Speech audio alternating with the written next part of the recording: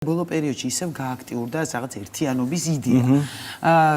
თუ ხედავთ თქვენ გაერთიანების რაიმე რესურსს, სანამ ოპოზიცია ლაპარაკობს გაერთიანებაზე და არ ლაპარაკობს სიმართლის ლაპარაკზე, არაფერი არ გამოვა. მთავარი პრობლემა ოპოზიციის კი არის, რომ ვიღაც გაერთიანდა, ვინმესთან არ გაერთიანდა, მაგრამ რა შინაარსი იქნებოდა, ჩვენი და ლილოს გაერთიანება. რა ტიპის გაერთიანება იქნებოდა ეს, ხო? გარდა იმისა, რომ ალბათ ორივე პარტია დაკარგავდით რეიტინგს. მაგრამ აი სიმართლის ლაპარაკი რო იყოს მიზანი, მოდით ვილაპარაკოთ სიმართლე, ეს იქნება ბერად რო შთამბეჭდავი, იმიტომ რომ ქართული ოცნება ზოგადად ახლა ტყუილის ლაპარაკში ბერად ეფექტიანია, ბევრი ფული აქვს, რესურსი და პროპაგანდა ყოველთვის უკეთესად იმუშავებს.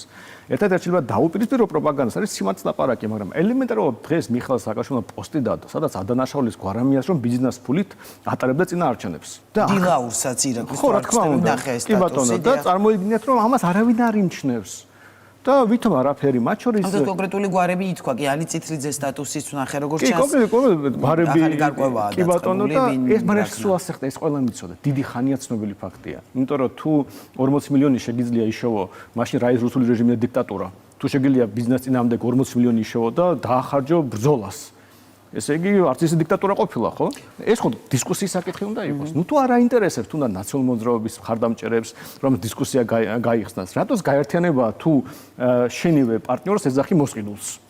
ანუ ეს უშლის ხელს ოპოზიციურ პარტიებს გაერთიანებაში? ყველა სამოძრაო თელ პოლიტიკურ რეალობას, თელ ქვეყანას გვიშლის ის, რომ ტყუილში ვცხოვრობთ, ხდებით? აი პრობლემა ამაში მდგომარეობს.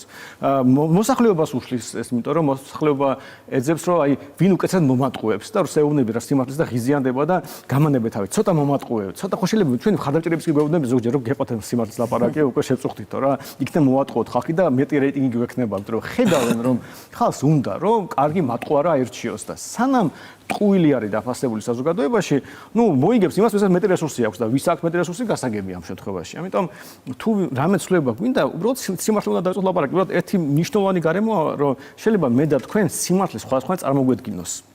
ამიტომ რომ საბოლოო ჯამში დავადგინოთ ეს რა არის სიმართლე. ამისთვის დისკუსია უნდა მოვარდ, დებატები უნდა მოვაწყოთ. ამიტომ პოლიტიკურ პარტიები უნდა ისხდნენ და ლაპარაკობდნენ.